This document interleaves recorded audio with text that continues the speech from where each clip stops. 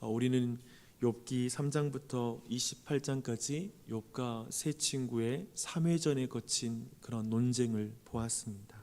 그리고 29장에서 31장에 거쳐서 장황하게 욥의 최후의 변론이 이어지는 걸 또한 읽었습니다. 어제 우리는 또 바이블 통독 성경 통독 같이 했었는데요. 저는 드라마 바이블로 어제 통독을 또 했습니다. 드라마 바이블로 어제 욥의 최후의 변론을 듣는데 눈시울이 참 뜨거워졌습니다. 욥의 거친 절규와 한숨, 탄식 속에서 욥의 고통이 고스란히 느껴지더라고요.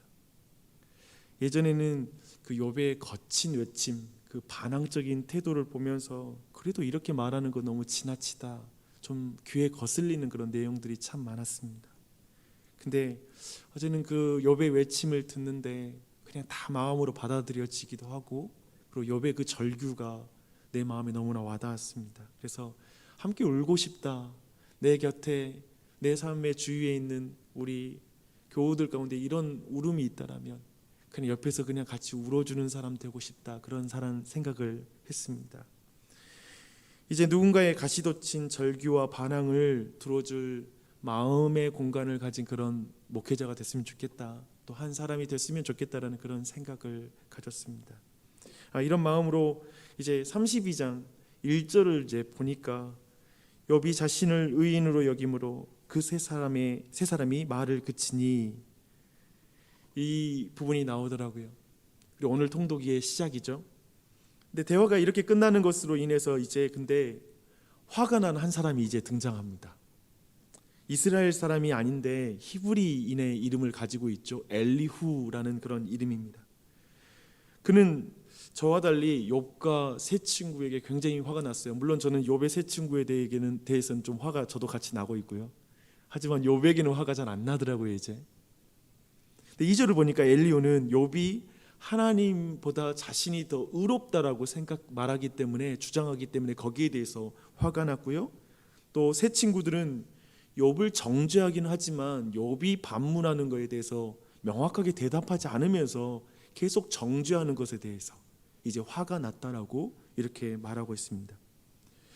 엘리후는 이 모든 사람들 가운데 가장 나이가 어렸던 것으로 보입니다. 자신이 나이가 어려서 참았는데 이제 더 이상 참을 수가 없다고 말하면서 이제 말하기 시작합니다. 그리고 자신은 하나님께 영감을 받아서 하는 말이라고 이렇게 말하고 있습니다. 오늘 내일 우리는 엘리후가 어떤 사람이고 그가 말한 것이 어떤 내용인지를 이제 말씀 통독을 할 것입니다. 그런데 이 엘리후라는 인물의 역할을 파악하는 건 굉장히 어렵습니다. 저도 이 엘리후라는 인물이 정확하게 어떻게 우리가 정의할지 쉽지 않은 인물이기도 합니다.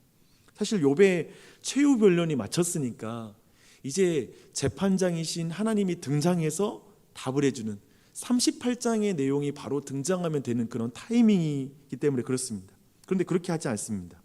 엘리후가 등판해서 32장부터 37장까지 엘리후의 이야기가 진행이 됩니다. 근데 이 엘리후에 대한 평가가 경건한 신학자와 그리고 목회자들 사이에서도 극단적으로 갈립니다. 한 의견은 엘리후가 사실상 세 친구의 주장과 별반 다르지 않는 주장을 하고 있다라고 이렇게 평가합니다. 왜 그러냐면 그도 오늘 32장 1절, 2절, 3절 보면 욥에게 화를 내고 있습니다. 그런 면을 보고 있죠. 그래서 그런 부분을 볼 수 있고요. 또 한편에 엘리후를 매우 긍정적으로 보는 이유가 있습니다. 그 이유는 나중에 하나님이 욥과 세 친구를 평가하실 때 욥을 의롭다 하시고, 그리고 나서 세 친구들을 책망하실 때 엘리후는 여기에 포함되지가 않습니다. 그리고 엘리후 발언 이후에 욥이 거기에 대해서 욥이 반격하거나 이런 내용 없이 하나님이 바로 등장해서 그 대화를 이어가는 걸 볼 때 엘리후는 마치 세례 요한과 같은 위치로서 하나님의 하나님의 등장을 미리 예비하는 그런 인물이다라는 그런 의견을 가지고 있습니다. 이럴 때 어떻게 우리는 해석해야 되죠? 단순히 큐티 잘한다고 해서 이게 해석되는 부분이 아닙니다. 굉장히 어려운 해석에 바로 이 엘리후라는 인물입니다. 이럴 때는 엘리후가 완벽하지 않음을 알고 긍정도 하고 부정도 같이 하면 좋겠다 싶습니다. 제 생각은 저는 좀 약간 중간에 타는 것 같아요, 그렇죠? 오늘 말씀 대강 살펴보고 나서 이제 나중에 끝부분에서 이 엘리후에 대한 평가를 다시 한번 살펴보도록 하겠습니다. 엘리후를 이해하는 가장 중요한 방법은 세 친구와 좀 비교해 보는 것입니다. 우선 세 친구는 왜 욥이 고난을 당하느냐에 대해서 주목을 했죠. 그가 고난을 당하는 이유는 분명히 원인이 있기 때문이다. 그래서 인과율, 인과응보의 원리를 가지고 와서 욥을 평가하는 것입니다. 굉장히 단순한 신앙 체계를 가지고 누군가를 평가하는 것이죠. 항상 그것은 위험합니다. 그리고 굉장히 기계적이기도 하고 비인격적인 적용을 하게 돼 있습니다. 그래서 그 인과율로 원칙을 어겨서 네가 이 모양 이 꼴이 되었으니 네가 그 원칙을 회복하면 다 회복될 거야 라고 주장합니다. 그런데 엘리후는 조금 다릅니다. 고난을 당하고 나서 그가 잘못된 것을 말하고 있다고 욥을 꾸짖습니다. 그러니까 고난을 당하는 이유에 대해서는 굳이 말하지 않아요. 대신 고난 당한 이후에 네가 하는 지금 말들은 잘못되었다라고 지적하는 것입니다. 예를 들어보겠습니다. 엘리후는 욥이 지금까지 한 불평들을 하나씩 다루기 시작합니다. 욥이 한 불평들을 다루기 시작해요. 첫째는 하나님이 자기 기도에 응답하지 않는다라고 불평을 했습니다. 13절의 내용이죠. 즉 자신을 하나님이 외면하신다라는 것이 욥이 계속해서 했던 말들입니다. 하나님이 날 버리셨어. 그는 나를 외면해. 엘리후의 답변은 14절로 18절에 쭉 이어지고 있습니다. 하나님이 자신에게 대답을 하지 않으신 것이 아니라 여러 가지 방법으로 하나님을 말씀하시는 분이시다 라고 말하는 거죠. 너가 지금 너무 하나님을 제한하고 있어. 하나님은 여러 가지 방법으로 너에게 말씀하고 있는데 이 고난 가운데도 하나님이 말씀하고 있는데 네가 못 듣는 거야 라고 이렇게 말하는 것입니다.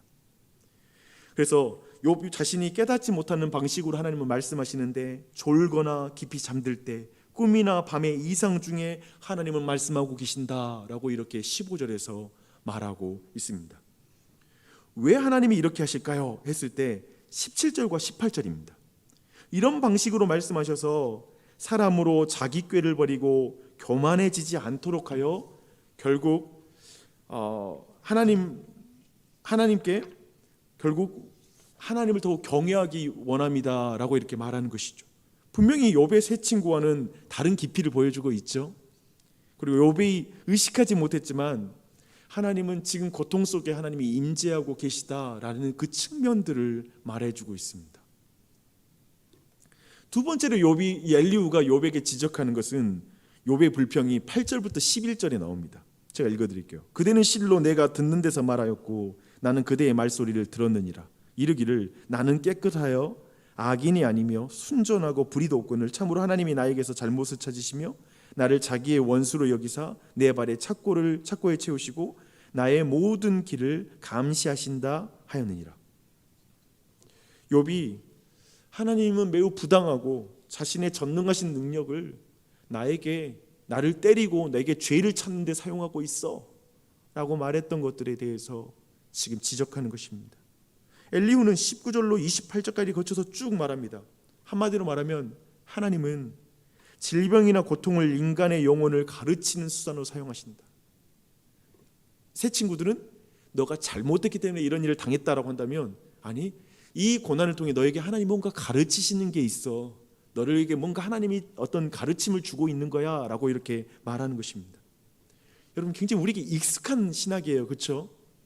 우리가 사용하는 방법이죠. 누군가 어려운 일을 닥칠 때 이렇게 말하죠. 하나님이 뭔가 가르치신 게 있을 거야. 하나님이 뭔가 이 가운데 말씀하고 계셔. 하나님 안 떠나서 함께하고 계셔. 지금 그 맥락을 말하고 있습니다. 새 친구와 달리 인과응보를 말하지 않고 욥의 마음과 영혼을 가르치는 하나님의 수단으로서의 질병과 고통을 말하고 있는 것입니다. 엘리후는 왜 이런 고통을 당하는지를 말하는 것이 아니라 이 질병을 주신 목적이 하나님께 있다라고 지금 말하고 있는 것입니다. 이렇게 말하면 욥이 자신을 무지하다고 주장하는 9절의 이 태도는 좀 바뀌어야 돼요. 그래서 26절로 28절이 이제 그 바꾸어야 될 그 태도를 말해주고 있습니다. 즉 욥은 자신의 결백을 주장할 것이 아니라 이 고난의 창조적인 의미, 고난이 말하고 있는 그 의미를 깨닫게 해달라고 하나님께 겸손하게 기도해야 된다라고 말하고 있습니다. 그래서 하나님께서 회복의 은혜를 베푸실 것을 기대하면서 불평하고 그러지 말고 하나님 앞에 잠잠해라 라고 이렇게 말하고 있습니다. 엘리후가 말하는 요점은 12절이에요. 하나님께서 가장 잘하시고 하나님은 사람보다 크시다 라는 사실을 인정하고, 그러니 불평하지 말고 이 고난의 창조적인 의미와 목적들을 바라보면서 더욱더 주님께 나아가라 라는 그런 가르침입니다. 욥의 세 친구와는 굉장히 큰 차이점이 있죠, 그렇죠?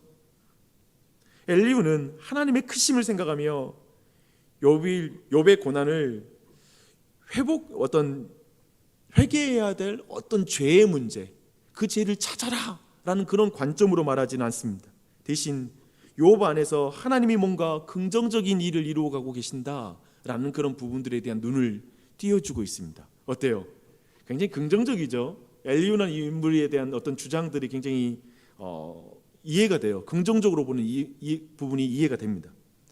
이것은 사실 왜 이런 일이 일어난가라고 논쟁했던 욥의 세 친구의 그 논의의 방향을 틀어주고 있습니다. 무엇을 위해 이 고난이 있는가라는 쪽으로 바꿔주는 것이죠. 시몬 드 베이유라는 사람이 이런 말을 했습니다. 기독교의 궁극적인 위대함은 그것이 고난의 초자연적인 치유책이 아니라 고난의 초자연적인 용도를 찾는다는 데 있다라는 것입니다. 엘리후의 이 말은 우리 모두에게 참으로 놀라운 진리를 분명 말하고 있습니다. 저는 우리 모두에게 우리가 처한 상황에서 하나님의 크심과 전능하심, 그분의 지혜를 발견하는 은혜가 있길 바랍니다. 그리고 끊임없이 그걸 알아갔으면 좋겠습니다. 지금 내가 당하고 있는 모든 일들, 그 속에서 하나님을 만났으면 좋겠습니다. 하나님의 선한 목적을 바라보았으면 좋겠습니다. 엘리후를 긍정적으로 보는 이유를 이해하시겠죠? 우리가 욥과 세 친구의 논쟁을 보면서 우리는 사실 세 친구의 단순 무식함도 너무 보기 싫었어요. 그리고 또 한편에 욥의 거친 말도 불편했잖아요. 나는 욥과 같이는 불평하지 않는데? 라고 생각했을지 몰라요. 그런 의미에서 엘리후는 욥의 그 거친 말, 하나님은 정의롭지도 않고 선하지도 않는 것 같아, 그분은 이렇게 할 수 없어라고 말했던 그 비방, 하나님은 나를 돌보지 않아 라는 그 말을 한마디 한마디 다 잡아주니까 우리는 되게 이 엘리후의 말이 되게 와닿습니다. 그런데 34장에서 엘리후는 인간으로서의 한계를 또 드러내고 있습니다. 그는 지혜 있는 자들에게 말하지만 그가 접근하는 방식은 또 한편에 엘리바스, 또 세 친구의 어떤 한계를 가지고 있는 모습들도 드러냅니다. 그것은 하나님을 인간의 정의의 법칙에 또 묶으려는 거예요. 엘리후는 본문에서 하나님의 공의와 주권을 강조하는데 결국 욥의 경건을 굉장히 깎아내립니다. 한번 보세요. 그는 6절 보면, 우리 34장 6절 마지막부터 9절까지 보면요, 욥이 비방하기를 물마시듯 하며 악한 일을 하는 자들과 한패가 되어 악인과 함께 다니면서 이르기를 사람이 하나님을 기뻐하나 무익하다 하는구나 라고 말합니다. 욥이 이런 말을 안 한 건 아니지만, 이런 말을 드러내지 않은 건 아니지만 27장과 28장에서 끝까지 견지한 것은 우주를 다스리시는 하나님을 욥이 마지막에 찬양하는 거예요. 욥은 분명히 하나님을 인정해요. 온 우주의 하나님을 경건하게 바라보고 있어요. 그러니까 욥의 그 외침과 불평은 하나님을 너무 사랑하는데 외치는 거예요. 이해가 되세요? 하나님을 너무 경외하고 너무 위대한지를 너무 아는 거예요. 그래서 외치는 절구가 있는 거예요. 이걸 사람들이 이해 못하는 거예요. 불평을 무조건 불평이라고 말해버리는 거예요. 근데 욥은 그런 사람이 아니에요. 근데 그 부분을 지금 또 평가하는 거예요, 엘리후가. 욥이 악인들과 같이 섞이면서 물마시듯 하나님을 회방했다, 지나친 비방이에요. 엘리후가 볼 때 욥은 혹시 내가 모르는 죄가 있습니까? 가르쳐 주십시오 라고 말하면서 하나님께 나아가야 한다는 거예요. 정답 말하는 거예요. 그러나 그렇게 하지 않았다고 욥을 책망하고 있습니다. 그러니까 엘리후에게는 욥의 절규에 공감하는 그 공간은 없어요.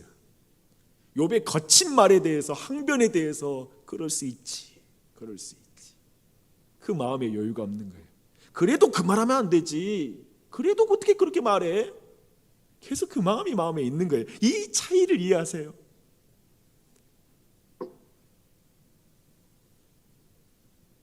그래서 엘리후 36절에서 34장 36절은 뭐를 말하냐면 욥이 더 시험 받아야 된다고 말하는 거예요.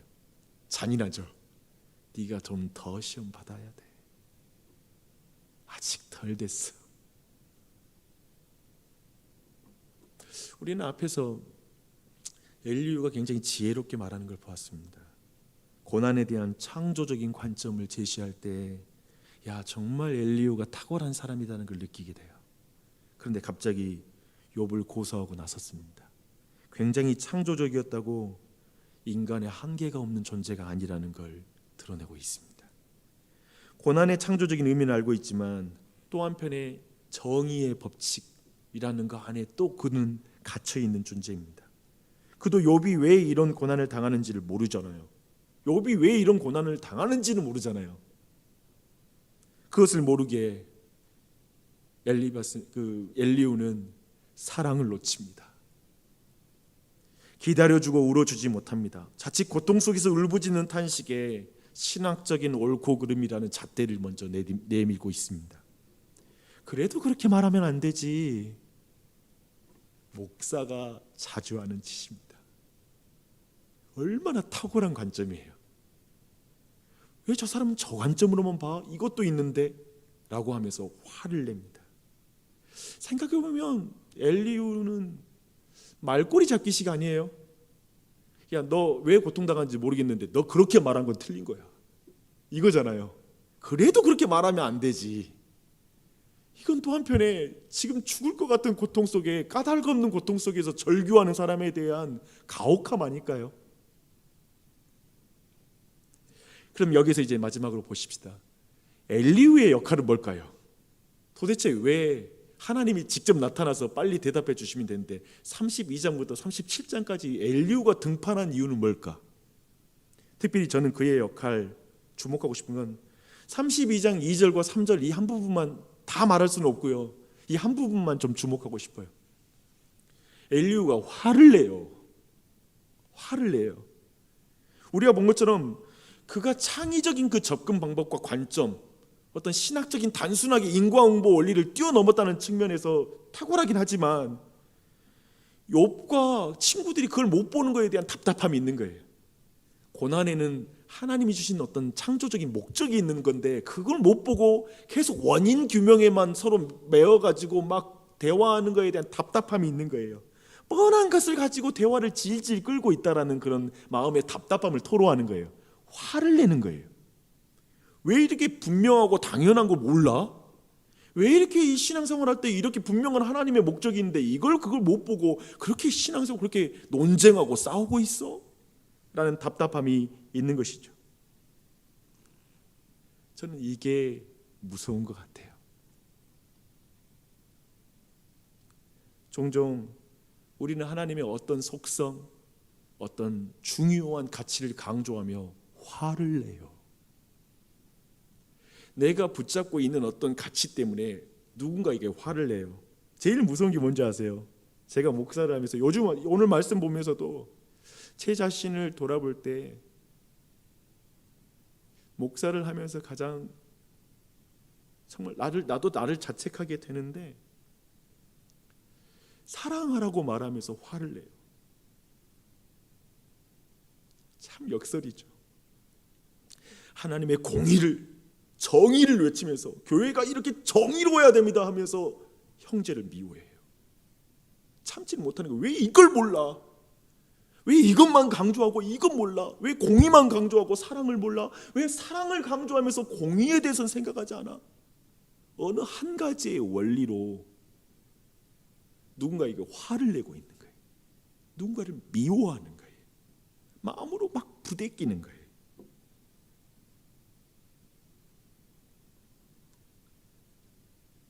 누군가를 깎아내리고 누군가의 경건을 깎아내리고 모욕하는 지경에 이르는 거예요. 무시하는 지경에 이르는 것이죠. 정말 조심하고 조심해야 될 영역인 것 같습니다. 그래서 제가 보는 엘리후 그리고 내 자신에게서 보는 거 뭐냐면, 사람이 한계가 있구나. 나라는 존재가 완벽할 수 없구나. 내가 가진 잣대라는 것으로 누군가를 평가하는 게 되게 위험하구나. 말도 안 되구나. 왜냐하면 우리는 사랑 좀 하자 하면서 화내니까. 욥기 38장 이유를 그래서 이제 보십시오. 그래서 제 결론은 이것입니다. 하나님만 욥의 고난을 아셔요. 하나님이 등판해야 돼요. 하나님은 아세요. 그리고 놀랍게도 욥에게 그 왜 고난 당한지 말을 안 해요. 그 다음도 마찬가지로. 그러니까 까닭 없는 고난으로 다 남아요. 근데 하나님은 아세요. 한편 38장부터 하나님 나타나서 욥을 혼내세요. 네가 어디서? 엘리후의 말을 그대로 이어받는 것 같아요. 너가 뭐라고 피조물로서 내 지혜를 평가해? 너 왜 함부로 입을 떠들었어? 라고 그를 책망하기도 해요. 그런데 그거 아세요? 하나님이 욥을 인정해줘요. 새 친구를 책망하세요. 새 친구에게 욥이 너를 위해 제사하고 기도해 주지 않으면 너희들 용서하지 않아. 욥의 편을 드세요. 재밌죠? 책망하는데 사랑하세요.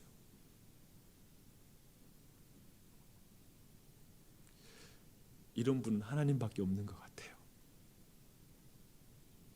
엘리후도 대단한 사람처럼 보이는데 한계가 있는데 하나님만 진짜 나를 아시고 나를 진짜 사랑할 수 있는 분이시고 진짜 나를 혼낼 수 있는 분이세요. 그분을 믿어요. 그분을 믿어요. 결국 그분은 금방 화 안 내시죠. 버럭버럭 화 안 내시고 수천 년 수만 년의 인류의 역사를 끌고 오다가 자기 스스로가 인간의 몸을 입고 이 땅에 내려오셔서 사람에게 화를 내시는 게 아니라 자신에게 역정을 내는 인간들, 미워하는 인간들의 모든 죄를 받아내시고 그들을 향한 하나님의 저주와 진노를 대신 당하시고 그들을 사랑하신 분이시죠. 어떻게 그것이 같이 이루어질 수 있는지는 모르지만 그래서 예수님 믿으십시오. 예수를 잘 믿으십시오.